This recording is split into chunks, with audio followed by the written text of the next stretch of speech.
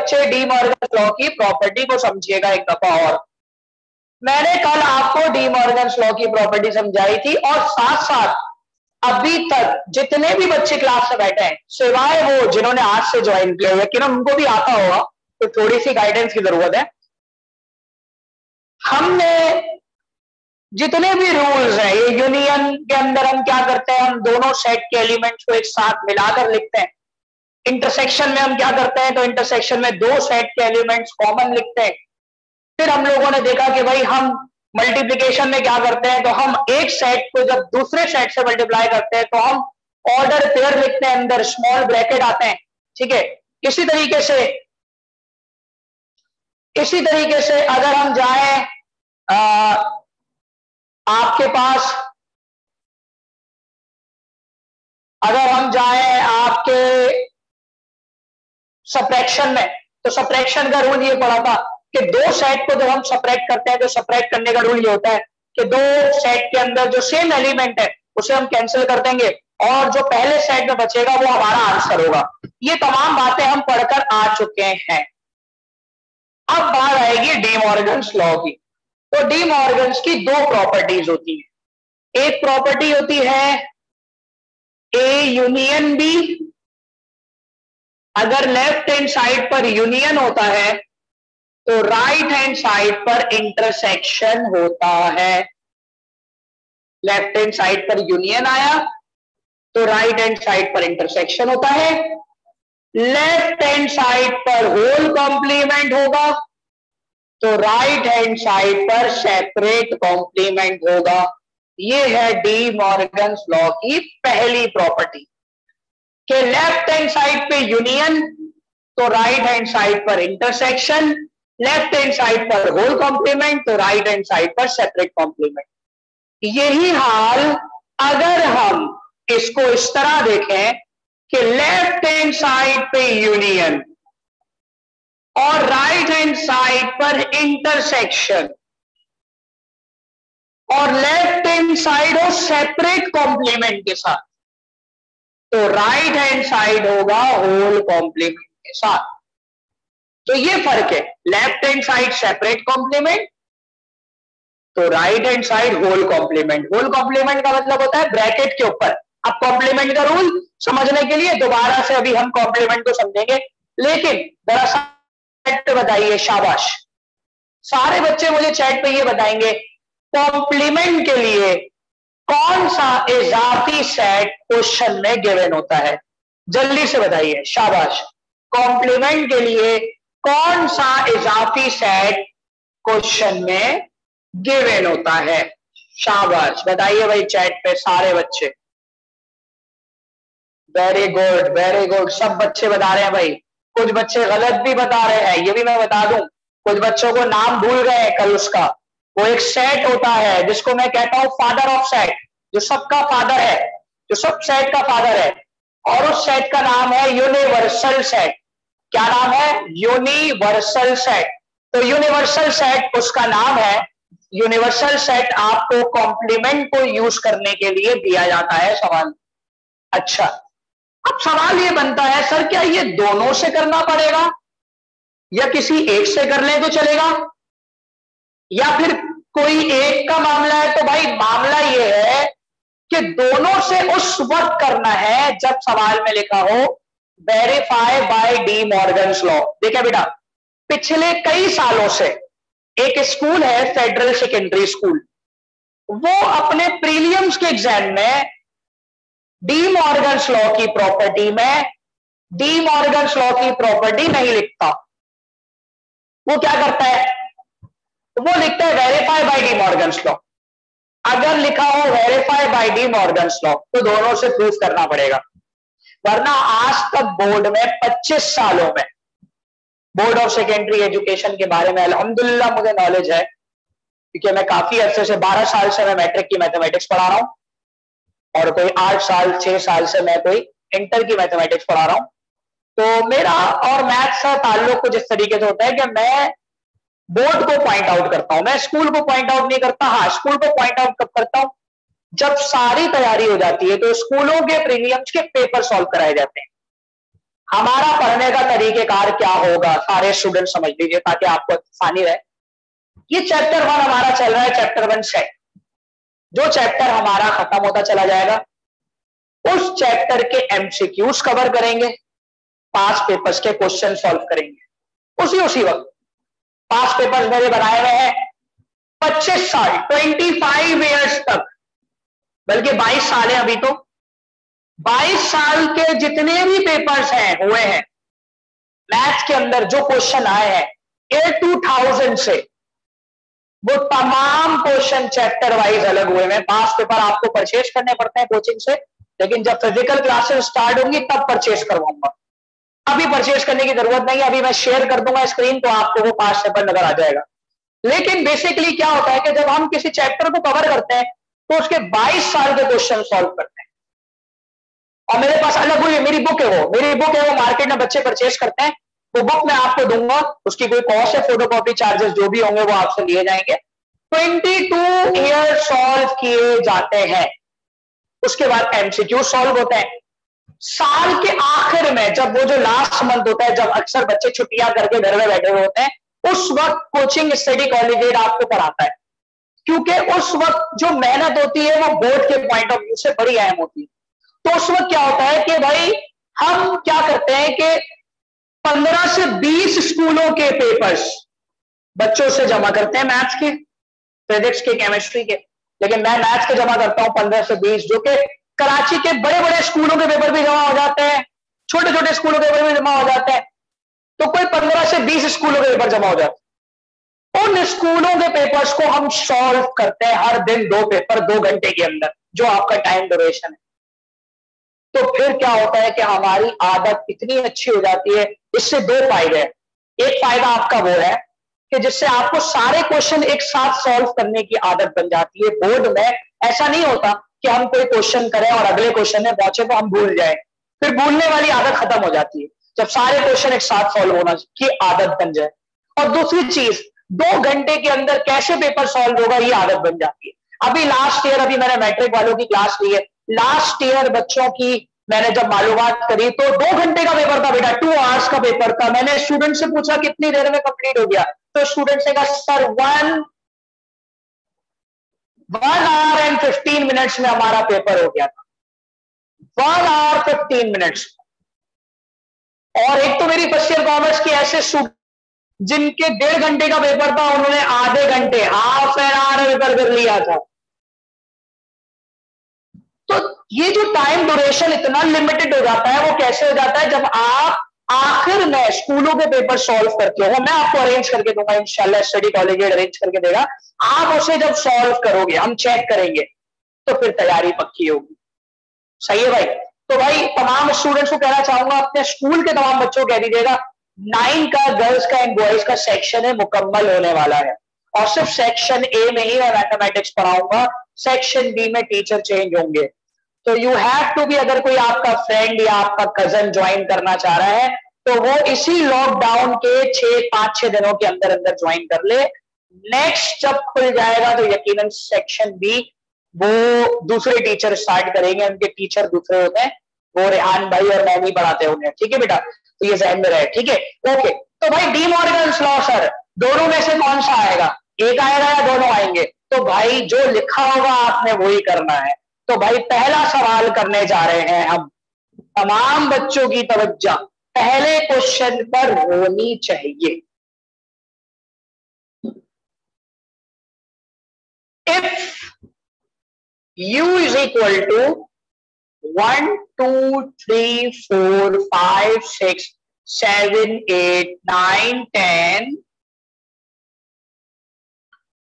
a is equal to 1 2 5 6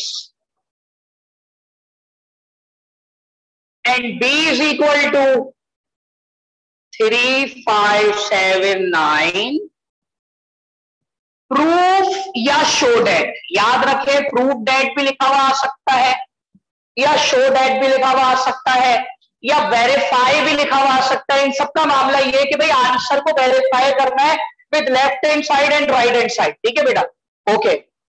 find का word नहीं आएगा। लिसन, ये बात ध्यान रखे, prove that, show that, verify that एक साथ नहीं आ सकते। फाइंड दैट, फाइंड भी नहीं लिखा हुआ आ सकता। फाइंड का मतलब होता है कोई एक सिंगल चीज फाइंड करना है, और प्रूफ का मतलब ये होता है कि जैसे मैंने भी प्रॉपर्टी लिखी थी, तो लेफ्ट हैंड साइड का जो आंसर है वही राइट हैंड साइड का आना चाहिए। That is called prove and verify and show that. Okay okay, अब देखिए भाई, हमें प्रूफ क्या करना है। यहां हमारे पास बेटा एक प्रॉपर्टी गिवन है, ए यूनियन बी का whole complement, and right hand side है A complement intersection B complement. ये है आपके पास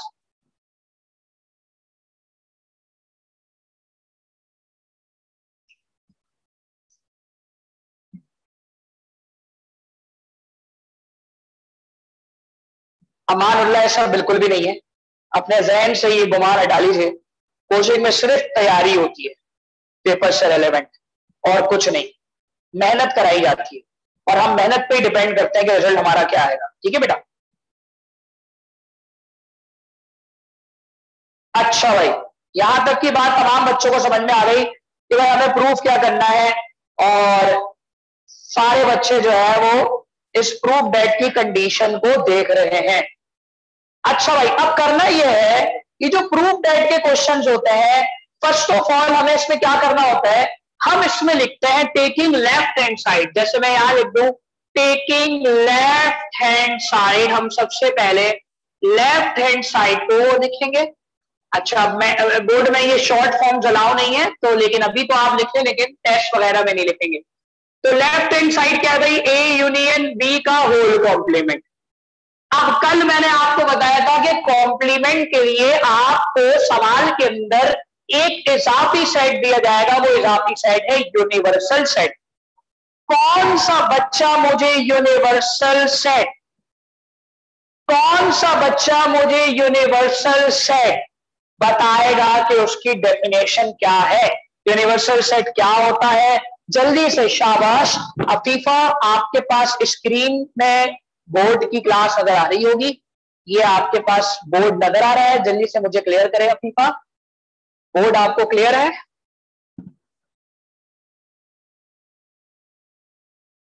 हाँ हाँ, फादर फादर नहीं, मैंने एक एग्जांपल बताई थी कि भाई यूनिवर्सल सेट कौन सा सेट होता है, ये सारे सेट यूनिवर्सल सेट का क्या होता है, फादर ऑफ सेट, तो वो मैंने एग्जांपल बोली है। वेरी गुड, वर्दा ने मुझे सबसे पहले बताया है, शाबाश वर्दा, एक्सीलेंट, वेरी गुड। वर्दा ने मुझे और इसके अलावा बताया है, अमानुल्लाह ने भी बताया है। अफीफा, अगर बोर्ड शो नहीं हो रहा, लेफ्ट करके फिर ज्वाइन करो, लेफ्ट करके फिर ज्वाइन करो, बोर्ड नजर आ जाएगा। Universal set is the father of all set, all sets are subset of universal set. बस यही बात मुकम्मल है, all set is a subset of universal set. क्या कहने का मकसद है? मकसद यह है कि यूनिवर्सल सेट सबसे बड़ा सेट है और बाकी तमाम सेट उसके सबसेट है। अब सबसेट क्या होता है? सबसेट क्या होता है भाई, ए के सारे एलिमेंट यू में आते हैं। देखो 1 2 5 6 ए में आते हैं, यू में आते हैं, यानी ए के सारे एलिमेंट यू में आते हैं, तो हम बोलेंगे A is the subset of U. तो हम बोलेंगे कि ए बी दोनों सबसेट यू के होंगे, क्योंकि यू यूनिवर्सल सेट है और ए बी जो है वो एक सेपरेट सेट है। अब नॉर्मली क्या होता है, इसकी ना वेन डायग्राम बनती है, तो वेन डायग्राम ये बात बताती है कि यूनिवर्सल सेट एक रेक्टेंगल है, वो सबका सेट है, और ए का सेट अलग सेट है और बी का सेट अलग सेट है, जो सर्किल से बनाया जाता है, ए सेट एंड बी सेट। आपको वेन डायग्राम बोर्ड में नहीं आती, आपको बोर्ड में वेन डायग्राम से शो नहीं करना हो, बट मैं एक बात बता रहा हूं कि यूनिवर्सल सेट एक रेक्टेंगल क्यों है, क्योंकि वो सबका बड़ा सेट है। मतलब ए के सारे एलिमेंट भी यू में आते हैं और बी के सारे एलिमेंट भी यू में आते हैं, तो हम उसको ये बोलेंगे कि A is the subset of U and B is the subset of U. Is it clear? तो हमारे पास कैसे आएंगे जरा देखो, 3 5 7 9, अब ये भी जितने एलिमेंट्स हैं वो यू में आते हैं, तो हम बोलेंगे A is the subset of U and B is the subset of U. जब भी यूनिवर्सल सेट की डेफिनेशन ये है, universal set is a subset of all set. Universal set सबका सबसेट है, समझ में आ गई बात? अब यूनिवर्सल सेट क्यों दिया हुआ है, इसके पीछे रीजन क्या है, इसका देने का मकसद क्या है? इसके देने का मकसद ये बेटा कि जिस चीज के ऊपर कॉम्प्लीमेंट लगा हो, कॉम्प्लीमेंट को सॉल्व कैसे करते हैं कल भी बताया था, जिस चीज के ऊपर कॉम्प्लीमेंट लगा हो उसे यूनिवर्सल सेट से माइनस कर देते हैं, यानी कि u माइनस ए, यानी a कॉम्प्लीमेंट आ जाएगा तो यूनिवर्सल सेट माइनस ए। इसको यूनियन नहीं कहना हरगिज भी, इसको कहेंगे यूनिवर्सल सेट, क्योंकि कॉम्प्लीमेंट के लिए यूनिवर्सल सेट दिया जाता है। अगर b कॉम्प्लीमेंट लिखा हो तो इसका मतलब है u माइनस बी, और अगर a यूनियन b का होल कॉम्प्लीमेंट लिखा हो, ब्रैकेट के ऊपर कॉम्प्लीमेंट लिखा हो, तो इसका मतलब है u माइनस ब्रैकेट, यानी जिसके ऊपर कॉम्प्लीमेंट उसे यूनिवर्सल सेट से माइनस कर देते। क्या ये कोई मुश्किल बात थी? जल्दी से बताइए शाबाश चैट में, क्या ये कोई मुश्किल बात है किसी भी स्टूडेंट के लिए? वेरी गुड, शाबाश, बहुत ही आसान बातें कर रहे हैं, बहुत ही आसान बातें। इंशाल्लाह आपको पूरी मैथ्स आसान लगेगी इंशाल्लाह, और जिन बच्चों की मैथ्स वीक है अब तक वो सब स्ट्रॉन्ग हो जाएगी इंशाल्लाह। अच्छा भाई अब देखो जरा, अब लेफ्ट हैंड साइड सॉल्व करने जा रहे हैं, अब कॉपी नहीं करेगा कोई भी, सारे बच्चे बोर्ड पे देखेंगे। ये ध्यान में रखना, मैथमेटिक्स में कभी भी आप कॉपी करते हुए नहीं समझ सकते, क्योंकि दिमाग दो चीजें एक साथ कभी भी एक्सेप्ट नहीं करेगा। दिमाग को या तो आप समझ लें पूरा, फिर आप कॉपी कर लें, तो वन टाइम प्रैक्टिस तो कॉपी करते वक्त ही हो जाएगी, उस वक्त जिस वक्त आप समझ चुके हो। लेकिन वो बच्चे मुझे बहुत ज्यादा वीक लगते हैं मैथ में जो साथ साथ कॉपी करते हैं। ये आप अपने क्लासरूम का रूल बना लें, और मेरी क्लासरूम का तो यही रूल है कि भाई आप पहले समझेंगे देन कॉपी करेंगे, इसलिए आपका दिमाग पूरा चाहिए होगा। तो बेटा फर्स्ट ऑफ ऑल हमें ए यूनियन बी का होल कॉम्प्लीमेंट निकालना है। तो बेटा ए यूनियन बी का होल कॉम्प्लीमेंट उस वक्त आएगा जब मैं इसे यूनिवर्सल सेट से ए यूनियन बी करूंगा। तो बेटा पहले तो मुझे ए यूनियन बी निकालना पड़ेगा, तभी तो मैं यूनिवर्सल सेट से माइनस करूंगा। तो फर्स्ट ऑफ ऑल हम ए यूनियन बी निकालते हैं। तो बेटा ए का सेट आपके पास मौजूद है 1 2 5 6, इसका यूनियन लेना है तो बीच में लगा दिया यूनियन। फिर बी लिखा है तो बी का सेट आ जाएगा 3 5 7 9। अब यूनियन का मतलब होता है सबको एक साथ अरेंज करते हुए लिखना है। तो पहले 1 आ गया, फिर 2 आ गया, फिर 3 आ गया, अब 4 तो है नहीं, तो अगला नंबर 5, फिर 6, फिर 7, फिर 9, ये आ गया ए। अब ए यूनियन बी तो निकाल लिया, ए यूनियन बी को माइनस किससे करना था? यूनिवर्सल सेट से। तो हम यही काम करेंगे, U minus A union B. तो यूनिवर्सल सेट आपका 1 से लेकर 10 तक है, 1 2 3 4 5 6 7 8 9 10, इसको माइनस करेंगे ए यूनियन बी के आंसर से, जो आंसर है 1 2 3 5 6 7 9। तो बेटा माइनस का रूल ये होता है, मेरा सारे बच्चे समझ लीजिए, माइनस का रूल ये होता है जो सेम एलिमेंट है उसे कैंसिल कर दें, यानी 1 से 1 गया, 2 से 2 गया, 3 4 तो नहीं जा सकता, 5 6 7 और 9। तो बचा क्या आपके पास? आपके पास बचा 4, आपके पास बचा 8 और आपके पास बचा 10। अच्छा देखना क्या है बचा हुआ? देखना क्या होता है? फर्स्ट सेट में जो पहले ब्रैकेट में बचेगा वो आंसर होगा, चाहे दूसरे ब्रैकेट में बचे या ना बचे। सही है भाई? तो हमारे पास आंसर क्या आया भाई? हमारे पास आंसर आया 4 8 एंड 10। ये आपके पास लेफ्ट हैंड साइड का आंसर आया, जो कि क्या था? ए यूनियन बी का होल कॉम्प्लीमेंट। होल कॉम्प्लीमेंट कैसे निकाला भाई? हमने u को माइनस किया ए यूनियन बी से, और ए यूनियन बी को फर्स्ट निकाला, देन आफ्टर हमने यूनिवर्सल सेट से माइनस करके हमने ए यूनियन बी का होल कॉम्प्लीमेंट निकाल लिया। इसको कहते हैं लेफ्ट हैंड साइड हमने सॉल्व कर ली।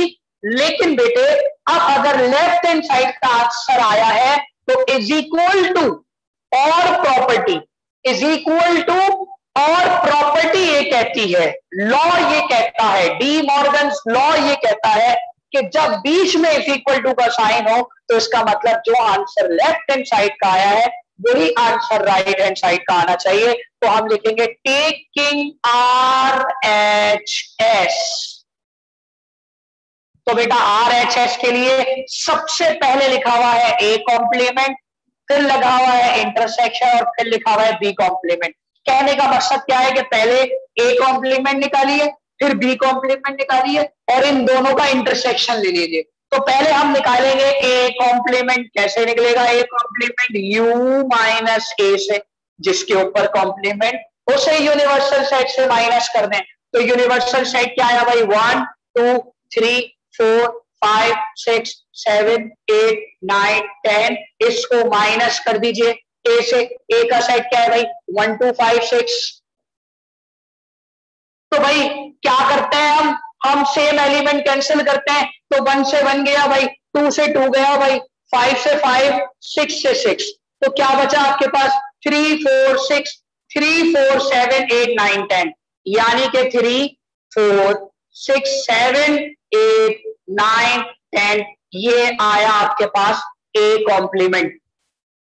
नाउ अब क्या निकालेंगे? B complement. B कॉम्प्लीमेंट कैसे निकालेंगे? U minus B। तो यहां पर भी ऐसे ही होगा, 1 2 3 4 5 6 7 8 9 10। ये हमने यूनिवर्सल सेट लिख दिया।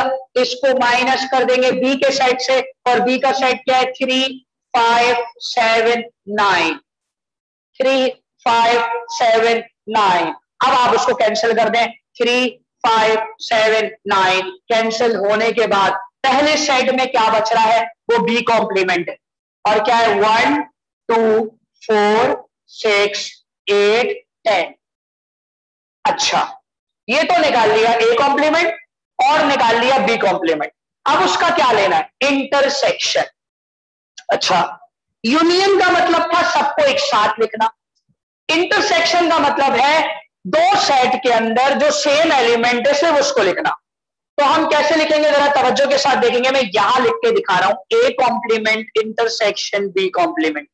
तो बेटा पहले A का सेट लिखा, 3 4 7 8 9 10, इंटरसेक्शन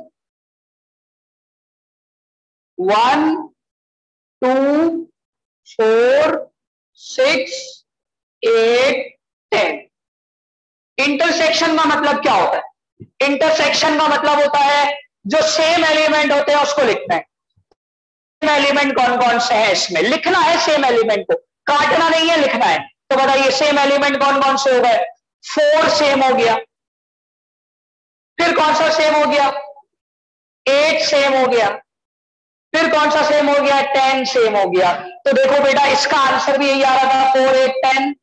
और इंटरसेक्शन निकालने के बाद इसका आंसर भी आ रहा है A complement intersection B complement का answer 4 8 10।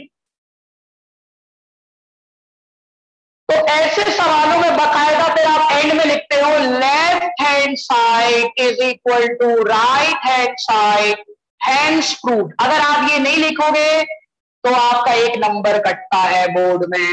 Left hand side right hand side वालों में ये सवाल इस तरह प्रूफ करके लिखना होता है।